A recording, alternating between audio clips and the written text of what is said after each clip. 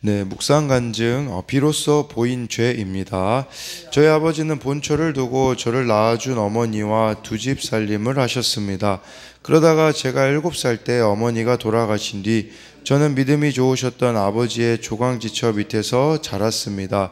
교회에서 학생회 회장까지 했다던 남편과 결혼했지만 거의 불신결혼과 다름없었고 시어머니와 백수인 시아주버니를 모시며 교회에 속한 유치원을 운영했습니다. 남편의 사업 실패로 온 가족을 먹여 살리며 교회도 잘 나가고 봉사도 열심히 하니 제 의로 충만했습니다. 요한이 잡혔음을 들으시고도 예수님이 갈릴리로 물러가신 사건은 그 당시에는 이해할 수 없는 일이었을 것입니다. 당시 저와 떨어져 살던 고3 딸이 폭행을 당한 사건도 그랬습니다. 착하고 믿음 좋은 딸에게 온 이 일이 남편이 마중 나가지 않아서 생긴 일이라고만 여겼지 제 삶의 뿌리 깊은 음란 때문에 온 것이라고는 생각하지 못했습니다. 그 일로 저는 2005년에 믿음의 공동체에 속하게 되었습니다. 이후 말씀으로 제 환경이 해석되면서 남편과의 불화로 제가 먼저 집을 나온 것과 딸이 저를 가장 필요로 할 때 엄마의 자리를 지키지 않은 죄가 비로소 깨달아져 회개했습니다. 저는 유치원을 정리한 뒤 미술치료 자격증을 취득했습니다. 경제적으로 완전히 망한 상태라 한 푼이라도 더 벌어야 했지만 그 무렵 주일 설교에서 탈북 청소년들의 예화를 듣고 탈북 청소년 대안학교에서 자원봉사로 미술치료를 시작했습니다. 탈북 과정에서 선교사님을 만나 어쩔 수 없이 성경을 쓰고 외워야 했던 학생 중에는 아직도 최고 권력자 믿듯이 하나님을 믿는 친구들이 있습니다. 그 모습을 보며 저 역시 말씀 보고 억지로라도 적용하면 하나님이 한 건 해주실 거야 라는 생각, 뿌리 깊은 기복신앙이 있음을 깨닫게 됩니다. 그럼에도 내 의로 시작한 봉사를 겨자씨만한 믿음을 여기시고 각종 병을 치료해 주시는 예수님이 계시기에 감히 치료사가 되어 탈북 학생들의 아픔을 듣게 하시니 감사합니다. 적용하기입니다. 아들, 딸에게 고맙고 미안해, 사랑해라고 기회 있을 때마다 말하겠습니다. 허세를 부리지 않고 다시 찾아온 경제적 고난을 공동체에 솔직히 나누겠습니다. 네, 오늘 말씀에 이렇게 요한이 잡히는 사건이 있는데 예수님이 물러가신 사건을 인간적인 논리로 이해했다라는 거죠. 그러니까 이 고3짜리 아이, 딸이 폭행을 당한 것도 남편이 마중 나가서 생기지 않은 일이라고 또 자신의 삶에 깊은 음란으로 온 것으로는 생각하지 못했다고 하잖아요. 그러나 이제는 말씀으로 이제 해석이 되면서 남편의 불화로 제가 먼저 집을 나온 것, 딸이 저를 필요로 할 때 엄마의 자리를 지키지 않은 죄가 깨달아져서 이렇게 회개하였다라는 이렇게 고백이 나와 있습니다. 생각하는 대로 이렇게 생각되어지는 게 아니라 우리 말씀에 비추어서 나를 비추고 그것을 해석해야 됨을 보여주는 것이에요. 오늘은요, 마태복음 4장 12절부터 25절까지인데요. 예수께서 요한이 잡혔음을 들으시고 갈릴리로 물러가셨다가 이 세례 요한이 잡히면 우리도 인간적인 생각을 할 수 있죠. 아니, 예수님이 그렇게 능력이 많으시면 세례 요한을 왜 잡히게 하시나, 그리고 예수님은 왜 물러가시나, 이런 생각을 할 수 있는데 이건 인간적인 생각이라는 거예요. 하나님의 생각과 우리의 생각은 다름을 인정하는 것이 필요해요. 그런데 시간이 지나고 나 보면 우리는 그런 고백을 하거든요. 그때 이렇게 진짜 하나님이 하신 게 맞구나라고 시간이 지나면 인정이 되지만 문제는 그 당시에는 잘 인정이 되어지지가 않는다라는 것이에요. 그렇기 때문에 그 인정되어지지 않을 때 우리가 말씀이 하나님의 생각과 뜻이잖아요. 그걸 통하여서, 이 말씀을 통하여서 내가 변화되는 것이 바로 하나님의 뜻임을 기억해야 합니다. 아까 그 묵상 간증에도 남편을 탓하려고 했지만 사실은 자신의 문제였던 것처럼 우리도 누군가를 그냥 인간적인 생각으로 원망의 대상을 찾는 것은 쉽지 않습니까? 그러나 말씀을 통해 내 모습을 보는 것은 쉽지 않다고 여겨지기 때문에 우리가 회피하는 경우들이 너무나 많다라는 거예요. 그래서 적용 질문도 이렇게 화면으로 또 준비해 봤는데, 예수님이 물러가신 것과 같은 사건과 환경은 무엇인가요? 그 가운데서 나는 어떤 변화를 필요로 할까요? 마치 내 삶에 예수님이 물러가 계신 것 같이 안 계시는 것 같은 때가 있거든요. 근데 그것조차도 바로 하나님의 계획 속에 있음을 기억해야 합니다. 13절에요. 나사렛을 떠나 스불론과 납달리 지경 해변에 있는 가버나움에 가서 사시니 라고 이렇게 말씀해주고 있습니다. 이 가버나움, 예수님은 이제 나사렛을 떠나 스불론 해변에 있는 가버나움에서 사시죠. 이 가버나움 같은 경우 예수님이 어느 정도 또 머무르셨다라고 말씀해주고 있잖아요. 근데 이 동일한 마태복음 11장에 보면요, 11장 23절 24절에 이런 말씀이 있어요. 가버나움아, 내가 하늘에까지 높아지겠느냐? 음부에까지 낮아지리라. 내가 행한 모든 권능을 소돔에서 행하였더라면 그 성이 오늘까지 있었으리라. 내가 너희에게 이르노니 심판 날에 소돔 땅이 너보다 견디기 쉬우리라 하시니라 라는 말씀이 있거든요. 이건 무슨 말이냐면 예수님이 가버나움에서 사셨는데 나중에 이 가버나움 사람들이요, 회개를 안 하는 거예요. 그러니까 이 메시지를 예수님이 소돔에서 내가 전하였다면 소돔은 회개했을 거라고, 그만큼 이 가버나움 사람들이 회개하지 않은 완악함을 보여주었다라는 것이거든요. 그러니까 이 말씀을 통해서 우리가 알아야 되는 것은 예수님이 가서 사시는 특별한 은혜를 입었음에도 예수님을 믿는 데는 실패한 거죠.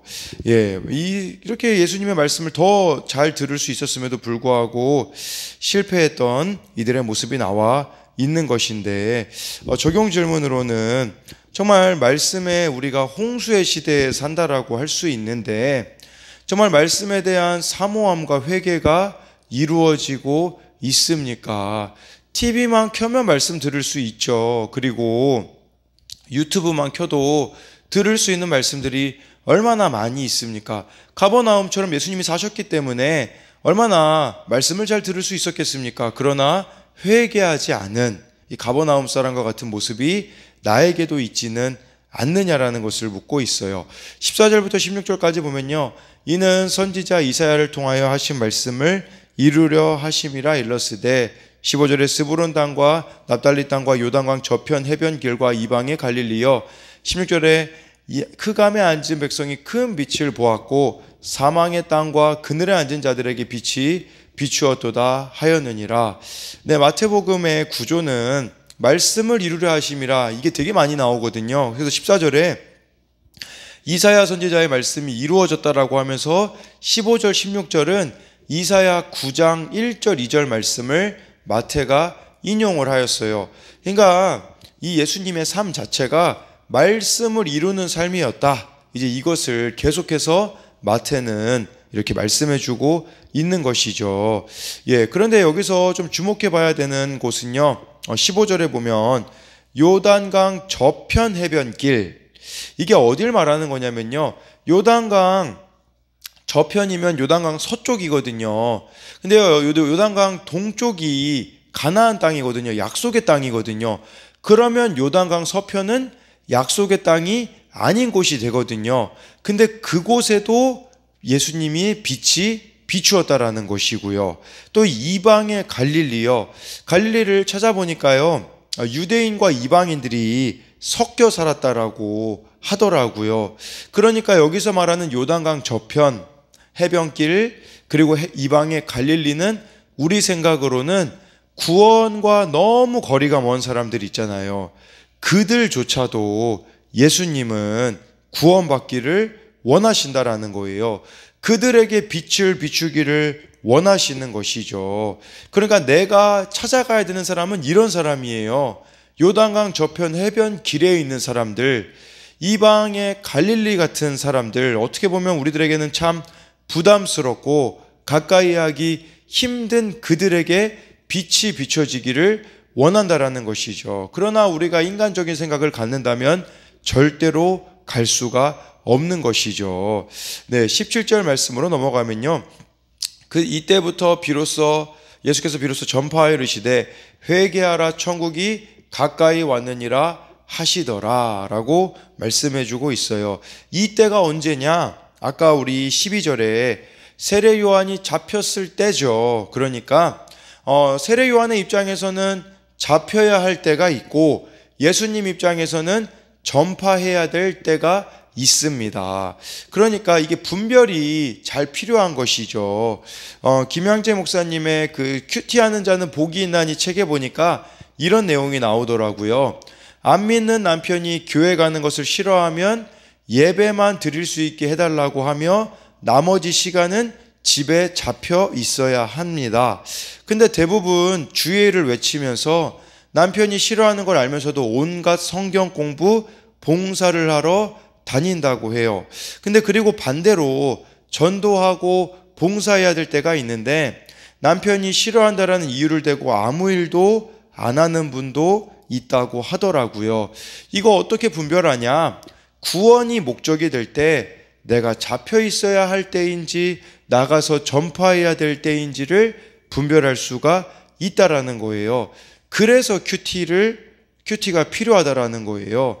날마다 이 말씀을 묵상하며 어떻게 적용할지를 생각하면 때를 알고 때에 맞게 순종할 수 있는 지혜를 주신다라는 것이에요.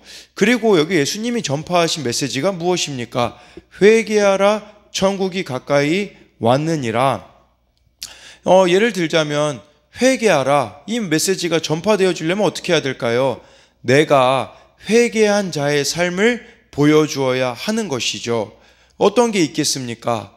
용서할 수 없는 사람을 하나님으로 인해서 용서하고 안 믿는 사람보다 더 성실하게 사는 모습을 보여주어야 하지 않겠습니까? 그러면 천국이 가까이 왔느니라, 이 메시지를 보여주려면 어떻게 하겠습니까? 전파하는 게 중요한 게 아니라 전파함과 삶으로 살아냄이 동시에 가야 되거든요. 천국이 가까이 왔느니라는 메시지를 외치려면 내가 오늘 망할 것처럼 살아야 합니다. 오늘이 전부인 것처럼 살아야 돼요. 그런데 세상에 집착하고 돈에 집착하면서 산다면 누가 천국이 있다라는 말을 해도 듣겠습니까? 그래서 정말 이 천국도 회개 직접 내가 살아내면서 전파할 때에 능력이 있다라는 것이겠죠. 그래서 적용 질문으로는 내가 지금 누군가의 구원을 위해 잡혀 있어야 하는 것은 무엇입니까? 반대로 구원을 위해 지금 복음을 전파해야 하는 자는 누가 있나요? 입으로는 천국을 전하지만 나의 실제 삶은 천국을 믿는 것처럼 살아가고 있습니까? 18절 19절 보면요, 갈릴리 해변에 다니시다가 두 형제 곧 베드로라 하는 시몬과 그의 형제 안드레가 바다에 금을 던지는 것을 보시니 그들은 어부라. 19절에 말씀하시되 나를 따라오라, 내가 너희를 사람을 낚는 어부가 되게 하리라 하시니 라고 말씀해 주고 있어요. 제가 찾아보니까요, 그 당시에 원래는요 제자들이 스승을 찾아오는 게 정상이었대요. 그래서 어떤 유명한 유대인 그 학자 같은 경우는요, 어느 제자는 바벨론에서부터 와서 예루살렘까지 와서 교육을 받는 사람도 있었다고 하더라고요. 그러나 예수님은 달랐습니다. 제자들이 찾아오기를 기다리신 게 아니라 제자들을 예수님은 직접 찾아가신 것이죠. 마찬가지로 우리들을 만나시고 부르시는 과정도 동일합니다. 우리가 열심히 해서 예수님 믿어진 것 같아요. 그런데 그게 아니라 예수님이 우리를 찾아오셨기 때문에 지금의 우리가 있다라는 것이죠. 근데 왜 우리를 그렇게 부르셨습니까? 만나셨습니까? 그 이유는 19절에 나와 있잖아요. 나를 따라오라고 하시는 이유는 사람을 낚는 어부가 되게 하리라. 쉽게 말하자면 사람들의 어부가 되게 한다, 이제 이런 의미가 있거든요. 바로 여러분들을 통해서 믿지 않는 자들을 구원으로 인도하기 위해 우리를 만나주시고 불러주셨다라는 것이에요. 그래서 28, 19절에 대한 적용 질문은 예수님이 나를 찾아오셔서 부르셨음을 믿고 있습니까? 사람을 낚는 어부로서 누구를 구원으로 인도해야 할까요? 20절에 이 제자들의 반응이 바로 나옵니다. 그들이 곧 그물을 버려두고 예수를 따르니라. 그물을 버렸다. 뭘 말하겠습니까? 기존에 살아왔던 삶의 방식, 물질적인 소유를 버렸다라는 것을 말씀해주고 있어요. 우리가 잘못 알고 있는 게 있는데요. 그것은 무엇이냐면 이들이 어부였기 때문에 가난했을 것이다 라는 생각을 가지고 있어요. 근데 아닙니다. 각자 배도 소유하고 있었고 함께 일하는 일꾼까지 소유했기 때문에 절대로 가난하지 않았어요.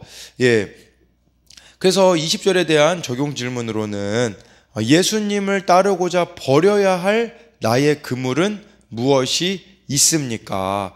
그러니까 지금까지 살아온 삶과는 다른 변화가 일어나야지 예수님을 따르는 것이라고 할 수가 있거든요. 그래서 내가 버려야 할 그 옛 생활과 같은 그물은 여러분들에게는 무엇이 있으십니까? 21절 22절 보면요, 거기서 더 가시다가 다른 두 형제 곧 세베대의 아들 야고보와 그의 형제 요한이 그의 아버지 세베대와 함께 배에서 그물 깁는 것을 보시고 부르시니 22절에 그들이 곧 배와 아버지를 버려두고 예수를 따르니라 라고 해서요, 이제 더 가시다가 세베대의 아들 야고보와 요한도 예수님이 부르셨어요. 그래서 그 위에는 베드로라 하는 시몬 안드레를 부르셨고 또 야고보와 요한도 이렇게 부르셨는데 그들의 반응은 이 22절에 그들이 곧 배와 아버지를 버려두고 예수를 따랐다라고 해주고 있어요. 이걸 또 착각하면 안 돼요. 이거 어부하다가 이제 질려가지고 다른 일 찾아봐야겠다. 그래서 예수님을 따른 게 아닙니다. 고기 잡고 그물 깁는 게 싫어서 그물을 버리고 아버지를 버리고 예수님을 쫓은 게 아니라 예수님의 부르심을 듣고 지금 내 직업보다 사람을 낚는 일, 영혼 구원의 일이 중요하다라는 것을 알았기에 힘든 적용을 했다고 볼 수 있는 것이죠. 근데 기억해야 되는 게 무엇입니까? 사람들의 어부라는 사실을 잊어서는 안 돼요. 무슨 말이냐? 정말 우리가 예수님을 바르게 따르고 있다면 사람들에 대한 관심이 있어야 한다라는 거예요. 내가 내 옆에 있는 사람들에 대한 그 구원에 대한 관심이 없다면 나는 과연 지금 예수님을 제대로 따라가고 있는가에 대한 점검이 있어야 한다라는 거예요.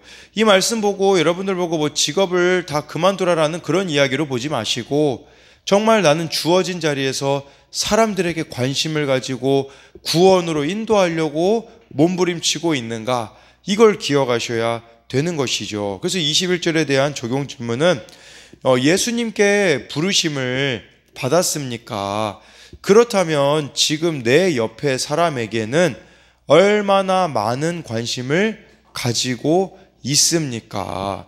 하나님께는 엄청 관심을 갖지만 사람들에게는 관심을 갖지 않는다면 그 신앙은 반쪽일 수밖에 없음을 우리가 알아야 하는 것이에요. 23절에 예수께서 온 갈릴리에 두루 다니사 그들의 회당에서 가르치시며 천국 복음을 전파하시며 백성 중에 모든 병과 모든 약한 것을 고치시니 라고 해서 예수님이 이방인과 유대인들이 사는 그 갈릴리 지역을 두루 다니셨어요.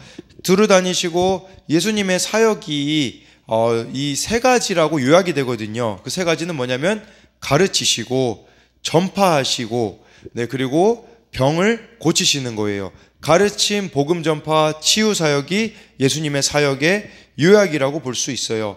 온 갈릴리를 두루 다니셨다는 것은 무엇을 말할까요? 자기 영역을 벗어난 타인에게로 가야 한다라는 것이에요. 그래서 이 나의 영역을 벗어난 타인에게까지도 가야 한다라는 것이죠. 그리고 천국 복음을 전파하셨다고 하는데 이 복음이라는 말은 헬라어로 기쁜 소식이거든요. 바로 하나님이 다스리신 회복된 나라가 예수님을 통해 왔다라는 것입니다. 이 복음을 받아들이는 자는 구원을 선물로 받고 거부하는 자는 심판을 받는다라는 것을 기억해야 한다라는 것이겠죠. 24절에요. 그의 소문이 온 수리아에 퍼진지라 사람들이 모든 앓는 자 곧 각종 병에 걸려서 고통당하는 자 귀신 들린 자 간질하는 자 중풍병자들을 데려오니 그들을 고치시더라 라고 해서요. 여러분 이런 사람들에게는 복음이 잘 들려졌죠. 뭐 여기 나와 있는 고통당한 자 귀신 들린 자 간질하는 자 중풍병자들에게는 말씀이 잘 들렸다라는 의미예요. 왜 그랬을까요? 이 사람들은요 간절함이라는 게 있거든요. 내 힘으로 어쩔 수 없는 문제를 만난 자들이거든요. 우리도 마찬가지인 것 같아요. 내 힘으로 어쩔 수 없는 문제를 만날 때에 우리가 이렇게 예수님의 말씀이 더 잘 들리게 되어지고 그것을 믿으면 예수님께서는 고치신다라는 거예요. 예를 들자면 내 힘으로 되어지지 않는 배우자나 자녀들이나 내 힘으로 되어지지 않는 그 어떤 일들을 정말 우리가 말씀 앞에 가지고 나올 때에 이렇게 고쳐 주신다라는 것을 말씀해주고 있어요. 그리고 이런 자들이 고침을 받는다. 귀신 들린 자, 간질하는 자까지도 고침을 받잖아요. 이것은 무엇을 말하는 거냐면 예수님이 예수님의 죽음과 부활을 통해 사탄과 싸워 승리하고 계심을, 사탄의 나라가 무너지고 계심을 보여주고 있다라는 것을 말씀해주고 있어요. 이런 자들을 또 고치신 게 무엇을 말하겠습니까? 은혜입니다.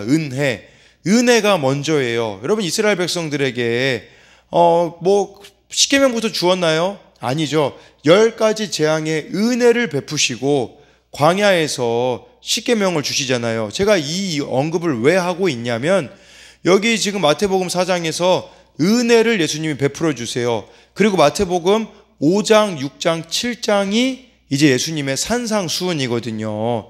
정말 엄격한, 천국에 들어가려면 이렇게 살아야 되는데 그 기준이 만만하지 않거든요. 근데 은혜가 여기 먼저 나왔다라는 것은 우리가 말씀의 그 엄격한 기준을 따르려면 먼저 우리들 가운데 하나님의 은혜가 부어져야 가능하다라는 것이에요.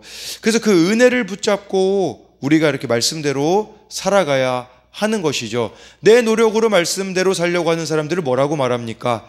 율법주의자라고 하잖아요. 우리는 율법주의자가 아니라 은혜주의자가 되어져야 한다라는 것입니다. 그래서 24절에 대한 이런 적용 질문은 감추고 싶은 장애, 정신적인 병이 있습니까? 어떤 중독과 내 힘으로 할 수 없는 연약함이 있나요?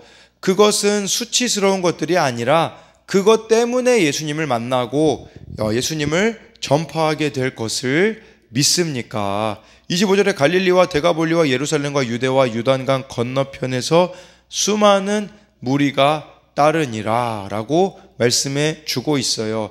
아마 수많은 무리들 왜 따랐겠습니까? 예수님이 기적과 같은 일들을 베푸셨기 때문이라고 볼 수 있겠죠. 그런데요, 이제 마태복음 5장부터 7장까지는 무리가 아니에요. 제자도거든요. 진짜 예수님을 따르는 자가 이제 무리와 제자의 구별이 이루어지게 되는 것이 내일 나오는 본문부터 시작될 수 있는데 우리도 한번 생각해 봐야 되는 게 있어요. 나는 이 수많은 무리로 예수님을 따르는지 아니면 제자로 따르는지. 무리로 따른다라는 것은요, 필요할 때만 예수님을 찾는 자들입니다.